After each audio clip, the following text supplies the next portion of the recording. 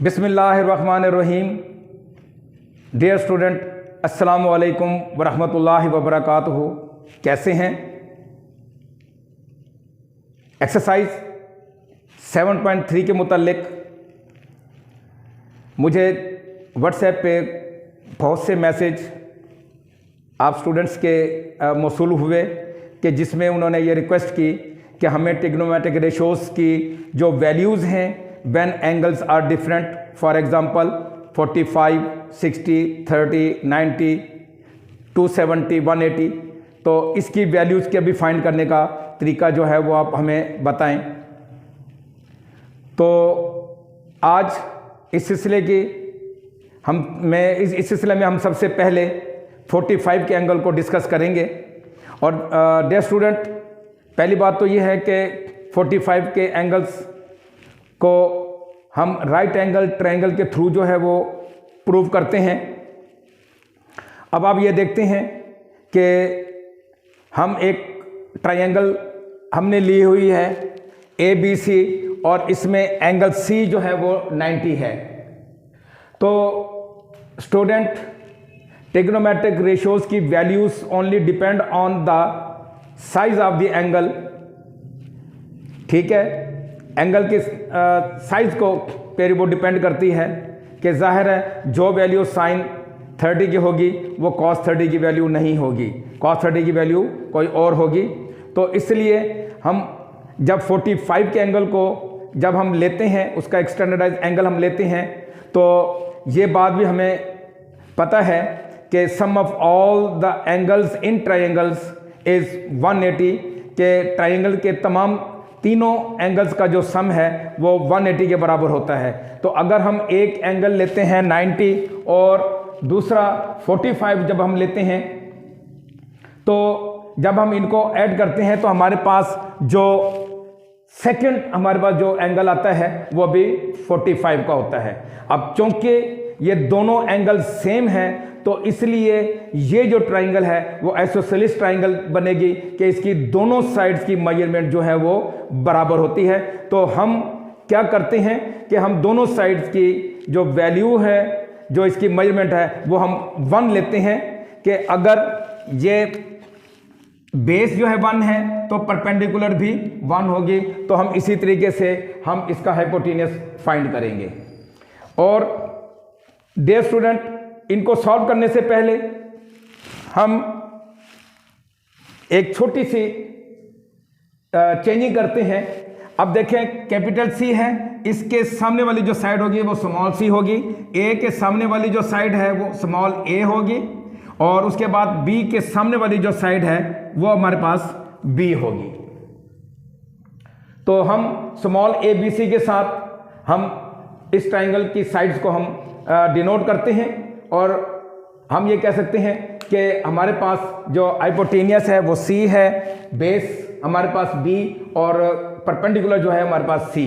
तो Pythagoras law इस्तेमाल करेंगे। यूजिंग पाइथागोरस लॉ,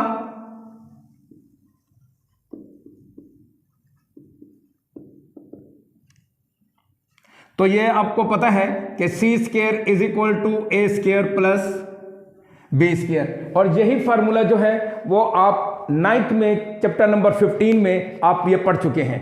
अब क्योंकि हमने C फाइंड करना है तो पुटिंग वैल्यूज, तो C को हम फर्ज करते हैं कि ये X है। अगर हम X ना भी पुट करें तब भी कोई फर्क नहीं पड़ता, तो हम वैसे चेक करने के लिए तो C की वैल्यू X पुट करते हैं। A की वैल्यू हमारे पास 1 है, 1 का स्क्वायर, और B की वैल्यू हमारे पास 1 है, तो x² is equal to 1 plus 1, तो now x² is equal to 2, तो x इज इक्वल टू √2।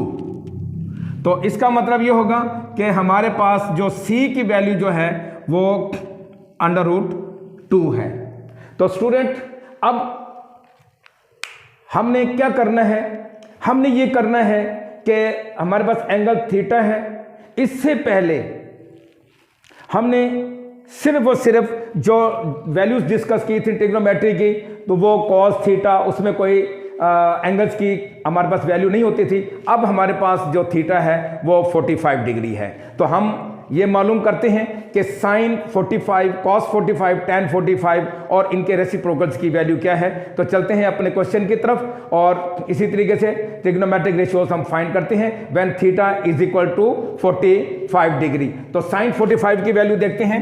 तो साइन 45 की जो वैल्यू है स्टूडेंट, हमें यह पता है कि साइन किसके बराबर होता है, परपेंडिकुलर ओवर हाइपोटेनियस। परपेंडिकुलर हमारे पास ए है तो ए ओवर सी, तो ए की वैल्यू हमारे पास 1 है और इस तरह सी की वैल्यू √2 है। तो साइन 45 डिग्री की जो वैल्यू है वो 1 ओवर √2 है। ये एक वैल्यू हमने यहां से फाइंड कर ली। उसके बाद student cos 45 degree is equal to B over C, base over hypotenuse. तो इस तरीके से b हमारे पास 1 है, हाइपोटेनियस हमारे पास जो वैल्यू निकले वो √2 है। तो cos 45 डिग्री की वैल्यू 1 ओवर √2 है। इसी तरीके से हम ये कह सकते हैं कि tan 45 degree is equal to ये sine 45 degree over cos 45 degree. तो साइन 45 की वैल्यू जो है वो 1 ओवर √2 है और cos की भी 1 ओवर √2 है। तो इसका मतलब है ये कैंसलेशन, तो tan 45 डिग्री जो है वो 1 के बराबर होगी। तो अब ये तो थी हमारे पास साइन, कॉस और tan 45 की वैल्यूज। तो हम इनके रेसिप्रोकल्स हम क्या करते हैं, सिंपली ये बात आप बिल्कुल जान चुके हैं, ठीक है। तो इसका मतलब ये होगा कि विच इंप्लाइज दैट साइन 45 का जो रेसिप्रोकल है वो कोसिकेंट है। तो इस तरीके से कोसिकेंट 45 डिग्री जो है वो √2 के बराबर, और इसी तरीके से सीकेंट 45 की वैल्यू भी √2 के बराबर, और कॉट 45 डिग्री वो भी 1 के बराबर। तो डियर स्टूडेंट ये बात ध्यान में रखें कि साइन 45 और कॉस 45 की वैल्यूज हमेशा सेम होती हैं। तो इस बात को भी आप अपने जहन में रखें। जिस वक्त हम टेबल ड्रॉ करेंगे वहां पे भी आपको हम प्रूव करके बता देंगे। वो टेबल हम with in 30 second 30 to 40 second हम ये ड्रॉ करेंगे और वहीं से हम पता लगा लेते हैं कि साइन 45 की वैल्यू क्या है। तो स्टूडेंट ये थी हमारे पास केस फर्स्ट कि जिसमें हमने थीटा की वैल्यू 45 डिग्री ली है। तो अब चलते हैं हम अपने सेकंड केस की तरफ कि जिसमें थीटा की वैल्यू जो है वो 30 और 60। ये इसकी एक ही डायग्राम बनेगी, उसी डायग्राम में हम इसको सॉल्व करेंगे। तो चलते हैं अपने केस सेकंड की तरफ। जी डियर स्टूडेंट, केस सेकंड में हम 30 के और 60 के एंगल्स के जो ट्रिग्नोमेट्रिक रेशियोज हैं वो फाइंड करेंगे। डियर स्टूडेंट हमें ये पता है कि इक्विलेटरल ट्राइंगल इसके तमाम एंगल्स आपस में बराबर होते हैं और इनका सम जो है वो 180 के बराबर होता है। तो इक्विलेटरल ट्राइंगल्स क्या होती हैं? The triangle in which all the sides are equal in length and measurement is called equilateral triangle. तो इक्विलेटरल ट्राइंगल्स में भी तमाम एंगल्स आपस में बराबर होते हैं और चूंकि किसी भी ट्राइंगल में 3 ही एंगल होते हैं तो each angle will be 60 degree. तो स्टूडेंट बात यह है कि चलते हैं अब अपने इसी केस 2 की तरफ कि जिसमें हम 30 और 60 के ट्रिग्नोमेट्रिक रेशियोज की वैल्यूज को हम फाइंड करेंगे। तो देखें कि ये हमारे पास इक्विलेटरल ट्राइंगल है, हम इसकी जो मेजरमेंट है वो 2 लेते हैं कि ईच साइड की जो मेजरमेंट है वो क्या है, वो 2 है, हम उसको 2 लेते हैं। तो जब हम इसका परपेंडिकुलर बाइसेक्टर लेंगे, जब हम ए से परपेंडिकुलर ड्रॉ करेंगे परपेंडिकुलर बाइसेक्टर, तो हमारे पास जो BC जो है वो BD और DC के इक्वल पार्ट्स में आ जाएगी, तो इसका मतलब यह है कि बी डी की वैल्यू जो है वो 1 बनेगी और डी सी की वैल्यू भी 1, क्योंकि ईच साइड की वैल्यू जो है वो 2 है। जब परपेंडिकुलर बाइसेक्टर जब हम इसका लेंगे, इसको बाइसेक्ट करेंगे, तो इसका मतलब यह है कि ये हर साइड जो है वो 1 यूनिट के बराबर आ जाएगी।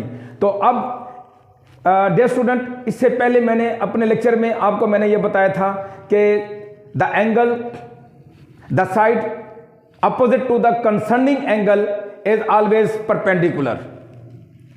तो डियर स्टूडेंट्स, जब हमने इसका परपेंडिकुलर बाइसेक्टर लिया तो हमारे पास 2 ट्राइंगल्स जो हैं वो आ गई हैं। तो अब ये देखें कि पहली ट्राइंगल हमारे पास है ए बी डी और दूसरी है ए सी डी। तो आप इसमें से कोई भी आप ट्राइंगल ले सकते हैं। और स्टूडेंट, अब ये एक बात और भी जहन में रखें कि ये हमारे पास एंगल जो है वो 90 का बनेगा और ये भी 90 का। अब अगर दोनों ट्राइंगल्स के तीनों ट्राइंगल्स का जो सम लेंगे तो वो 180 बनता है। तो कैसे? अब ये देखें, 90 + 60 150 और 150 में 30 ऐड करेंगे तो 180। तो इसका मतलब है कि हमारी जो कंडीशन है वो सेटिस्फाइड है, कि इसका मतलब है कि हमारे पास ये पता लग गया है कि हमारे पास साइड्स कौन कौन सी हैं। और अगर हम कोई भी ट्रायंगल लें तो उसके लिए हमें सबसे पहले जो है ये ए डी जो है, जिसको मैंने एच के साथ डिनोट किया है, तो इसको हम फाइंड करेंगे। तो जाहिर है पाइथागोरस लॉ इस्तेमाल करेंगे, तो परपेंडिकुलर फाइंड करना है। ठीक है, तो चलते हैं। अब परपेंडिकुलर हम इसका फाइंड करेंगे, तो यहां पे लिखेंगे कि in right triangle A B D using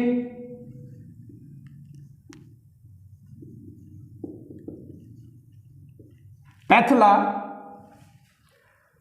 अब स्टूडेंट यहां पे हमने मेजरमेंट नहीं ली ए बी सी, तो हम इसको उसी तरीके से, अब हमारे पास हाइपोटेन्यूस जो है ये क्या है, इसका मतलब है कि A B square is equal to B D square और प्लस ए डी का स्क्वायर। इसको चूंकि मैंने एच के साथ फाइंड किया है, अब इसको हम वैल्यू पुट करेंगे, तो ये 2 का स्क्वायर इज इक्वल टू 1 का स्क्वायर और ये h का स्क्वायर।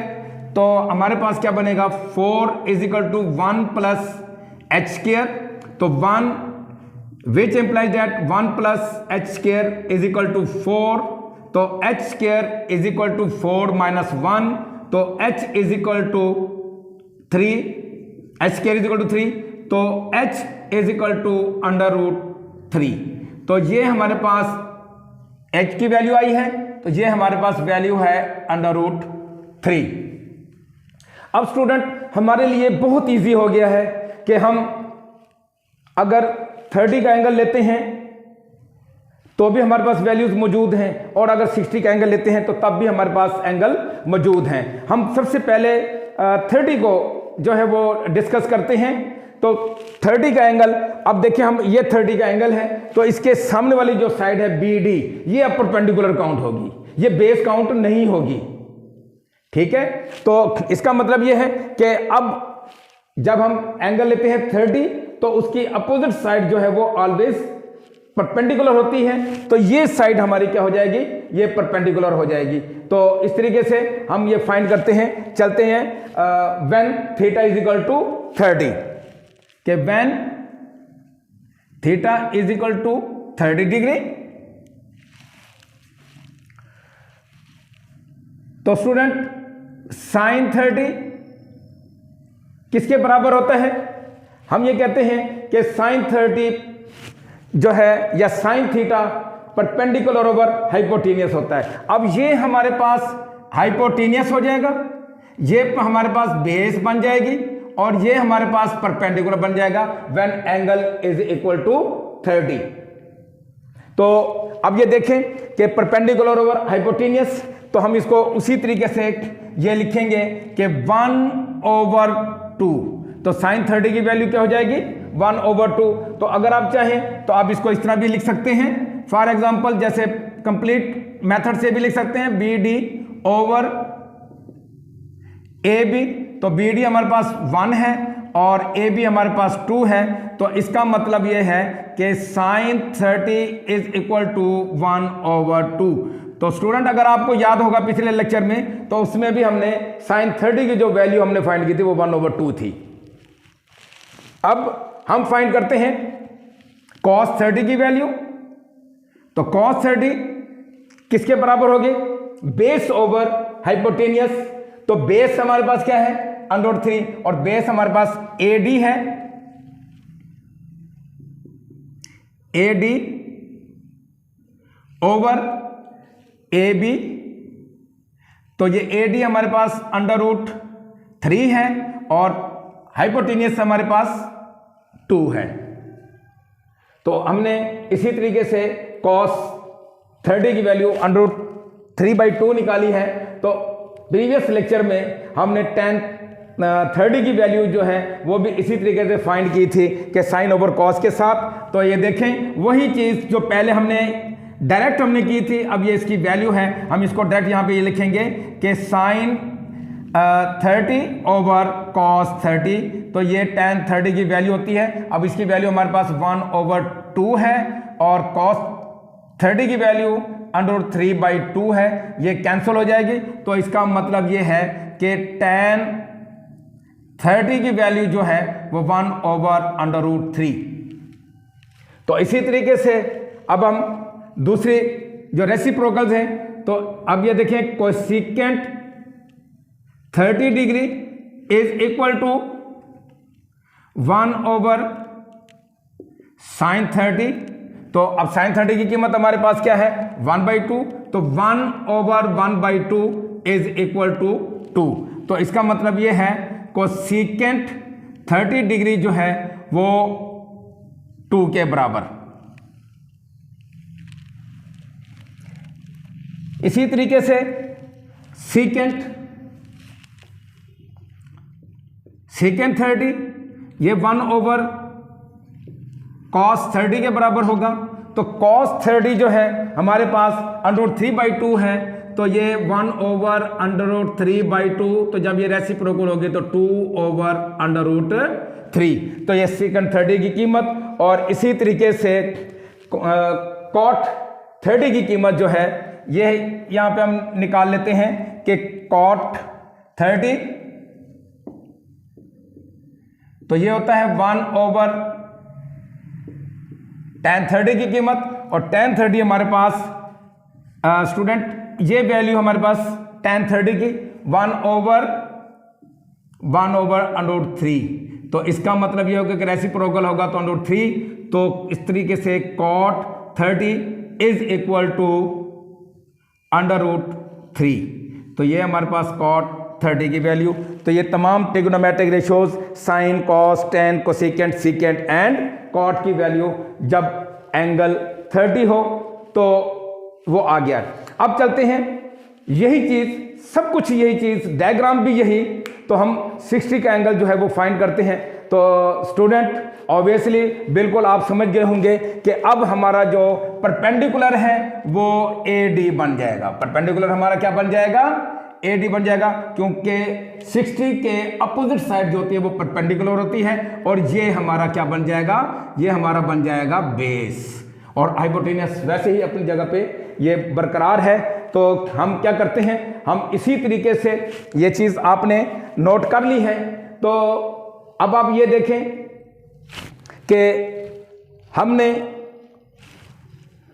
कोई ज्यादा रॉकेट साइंस का इस्तेमाल नहीं किया, यही एक ही डायग्राम है।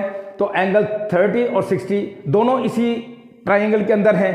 तो हमने जो ज्योमेट्री के जो रूल्स हैं उसको सामने रखते हुए हम 60 का एंगल जो है वो फाइंड कर सकते हैं। तो देखें कि अब 60 का एंगल, उसकी वैल्यूज वो क्या है?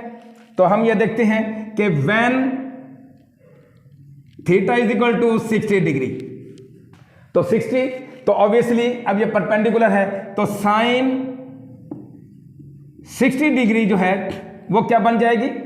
वो बन जाएगा हमारे पास परपेंडिकुलर, आपको पता है कि परपेंडिकुलर वो हाइपोटेनियस है, तो ये A D over A B, तो ये हमारे पास हो जाएगा √3/2, √3/2 और cos 60, तो cos 60 हमारे पास क्या बन जाएगा, तो बेस ओवर हाइपोटेनियस, तो ये यहां पे बी डी बन जाएगा और ये ए बी, तो इसका मतलब है कि बी डी की वैल्यू हमारे पास क्या है 1, और उसके बाद ए बी की वैल्यू हमारे पास 2 है, तो sin 60 की वैल्यू √3/2 और cos 60 की कीमत 1/2। तो अंडरस्टूड बात है कि अब ये हमने tan 60 की वैल्यू जो है वो हमने फाइंड करनी है, तो tan 60 की वैल्यू इसी तरीके से कि ये बराबर होता है sin 60 ओवर cos 60, तो sin 60 की वैल्यू हमारे पास ऊपर मौजूद है √3/2 और 1/2, ये 2 से कैंसल, तो ये √3, तो इसका मतलब ये है कि tan 60 की जो वैल्यू है वो √3 है। अब इनके रेसिप्रोकल्स अब हम डायरेक्ट करते हैं, तो कोसिकेंट 60 की जो वैल्यू होगी वो होगी 2 ओवर √3, सेकेंट 60 की जो वैल्यू होगी वो 2 होगी, और इसी तरीके से जो cot 60 की जो वैल्यू होगी वो क्या होगी 1 ओवर √3 के बराबर। तो स्टूडेंट ये कोई इतनी बड़ी रॉकेट साइंस नहीं है। अब 2 चीजों का आपने ख्याल रखना है और इसको याद रखना है। देखें कि sin 45 और cos 45 इनकी वैल्यू बराबर होती है, जब अभी हमने प्रूव भी किया sin 45 और cos 45 की वैल्यू बराबर होती हैं। दूसरी तरफ यह बात ज़हन में रखें कि जो वैल्यू sin 30 की होगी वही वैल्यू cos 60 की होगी। जो वैल्यू sin 30 की होगी वही वैल्यू cos 60 की होगी, और जो वैल्यू sin 60 की होगी वही वैल्यू cos 30 की होगी। देखें sin 30 की वैल्यू हमारे पास 1/2, तो sin 60 की वैल्यू जैसे ये, तो cos 60 की वैल्यू 1/2, ये बराबर। अब इसी तरीके से देखें कि cos 30 की वैल्यू जो है वो √3/2 है, तो sin 60 की वैल्यू √3/2। तो इन दोनों चीजों को आपने अपने ध्यान में रखना है। बाकी तमाम ट्रिग्नोमेट्रिक रेशियोज आपकी सॉल्व, कोई रट्टे लगाने की जरूरत नहीं है, किसी किस्म की ये टेक्निक्स हैं, तो ये बात ध्यान में रखें। मैं फिर रिपीट कर देता हूं कि जो वैल्यू sin 45 की होगी वही वैल्यू cos 45 की होगी। नंबर 2, जो वैल्यू sin 30 की होगी वही वैल्यू cos 60 की होगी। नंबर 3, जो वैल्यू sin 60 की होगी वही वैल्यू cos 30 की होगी। बस इसी तरह ये 3 बातें ध्यान में रख लें तो किसी किस्म का कोई प्रॉब्लम नहीं है, कोई इसमें रॉकेट साइंस नहीं है, आप इजी इसको याद कर सकते हैं। तो अब इसके साथ कोशिश ये है कि व्हेन एंगल थीटा इज 90, जब एंगल थीटा 90 हो तो हम उसकी वैल्यू कैसे जो है ना वो फाइंड करते हैं। तो चलते हैं, when theta is equal to 90 degree. जी डियर स्टूडेंट, केस 3 कि when theta is equal to 90 degree. Student जिस तरीके से हमने एंगल 30, 45 और 60 के एंगल फाइंड करना हमने सीखे, तो 90, 180, 270 इसका जो इनकी जो वैल्यूज़ हैं उनके फाइंड करने का तरीका ज़रा थोड़ा सा मुख्तलिफ है। अब देखें कि हमने ये पहले भी पढ़ा हुआ है कि जब कोई भी पॉइंट वाई एक्सिस पर मौजूद होगा तो उसमें एक्स एक्सिस 0 है, उसमें एक्स एक्सिस जो है वो 0 होगा। तो फिर बिलफर्ज कोई भी एक पॉइंट जो है वो मूव करते हुए जब एंगल 90 के ऊपर आएगा तो उसका जो कोऑर्डिनेट बनेंगे वो बनेंगे 0 और 1। ठीक है, तो इसमें x की वैल्यू जो है वो हमारे पास क्या आएगी, x की वैल्यू 0 आएगी और y की वैल्यू क्या आ जाएगी 1। हम एक यूनिट 1 ले लेते हैं कि ये हमारे पास एक 1 यूनिट पे वो पॉइंट है जो कि y एक्सिस पे लाई कर रहा है। तो अब इसी तरीके से हमने इनका हमने मालूम करना है कि जैसे हम ये कहते हैं कि r इज इक्वल टू, यहाँ पे लिखें कि we know that r is equal to x square plus y square. ये हम जैसे कोई भी टर्मिनल आर्म होती है हम उसका जो है वो फाइंड करते हैं, r is equal to x square plus y square whole under root. तो वैसे तो ये होता है कि r square is equal to x square plus y square, क्योंकि हमने सिर्फ r की वैल्यू फाइंड करनी है, तो इसलिए हमारे पास जो वैल्यूज होंगी वो r की तो x square plus y square whole under root होगी। तो हम वैल्यूज पुट करते हैं जी। r इज इक्वल टू 0 का स्क्वायर 1 का स्क्वायर, तो ऑब्वियसली तो r is equal to 0 plus 1 under root is equal to 1। तो r की वैल्यू हमारे पास आई है 1। तो अब ये हमें पता है कि साइन 90 या साइन थीटा वो y ओवर r के बराबर होता है। साइन 90 किसके बराबर होगा फिर, तो इसका मतलब यह है कि यहां पे लिखेंगे कि since sine 90 is equal to y over r, y is equal y over r के बराबर। अब हमारे पास y की वैल्यू जो है वो 1 है और r की वैल्यू हमारे पास वो भी 1 है, तो 1 ओवर 1 इज इक्वल टू 1। तो ये साइन 90 की जो वैल्यू है वो आती है 1। अब इसी तरीके से cos 90 की वैल्यू क्या आएगी, cos 90 क्या होता है x ओवर r, cos 90 की वैल्यू क्या होगी x ओवर r। तो हम इसी तरीके से ये फाइंड करेंगे, x हमारे पास 0 है, r हमारे पास 1 है, तो 0, तो इसका मतलब ये है कि cos 90 किसके बराबर होगा, वो 0 के बराबर होगा। अच्छा, और इसके अलावा जो tan 90 जो होगा वो होगा हमारे पास y ओवर x। तो tan 90 is equal to y over x, यानी कि परपेंडिकुलर ओवर बेस। तो परपेंडिकुलर ओवर बेस हमारे पास ये क्या है, परपेंडिकुलर 1 है और बेस हमारे पास 0 है। तो स्टूडेंट ये समथिंग ओवर 0 इज अनडिफाइंड, ये अनडिफाइंड, ये इन्फिनिटी के बराबर होती है। तो इसलिए साइन tan 90 की जो वैल्यू है वो अनडिफाइंड होती है, तो उसकी कोई वैल्यू नहीं होती।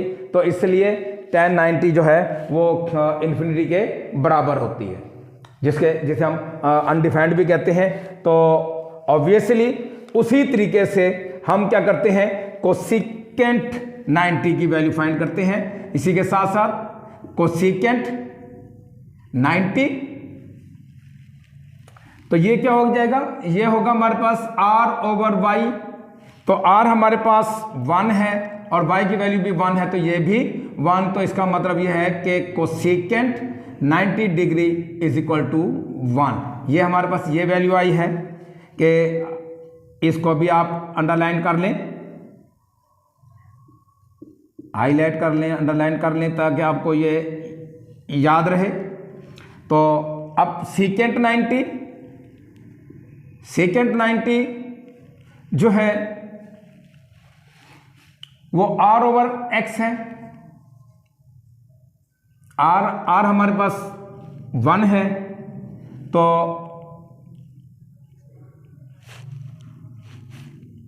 और x हमारे पास 0 है। तो इसका मतलब ये है कि ये भी हमारे पास सेकेंट 90 भी अनडिफाइंड है। तो ये अनडिफाइंड, तो secant 90 is equal to undefined है। और उसके बाद tan सॉरी ये cot 90, cot रह गया था हमारा, तो cot 90 वो किसके बराबर होता है, वो x ओवर y के बराबर, क्योंकि एक दूसरे के रेसिप्रोकल है। अगर ये y ओवर x है तो ये x ओवर y, तो x की वैल्यू हमारे पास 0 है और y की वैल्यू 1 है। 0 over something is equal to 0, तो cot 90 की जो वैल्यू है वो 0 के बराबर है। तो स्टूडेंट ये था हमारा आज का लेक्चर कि जिसमें हमने एंगल 45, 30, 60 और 90 की तमाम ट्रिग्नोमेट्रिक रेशियोज की वैल्यूज़ को हमने फाइंड करना सीखा। इंशाअल्लाह अपने नेक्स्ट वीडियो में कंप्लीट टेबल के साथ और 180, 270 और उसके साथ साथ 260 की भी कोशिश करेंगे कि वो भी हमारे इसी में आ जाए। तो वरना 360 की कोई वैल्यूज़ तो होती है, हम उसकी वैल्यू उसी तरीके से फाइंड करते हैं क्योंकि 1 रेवोल्यूशन है। तो इसलिए हम अपने नेक्स्ट लेक्चर में इसको डिस्कस करेंगे। अस्सलामु अलैकुम वरहमतुल्लाहि व बरकातुहू।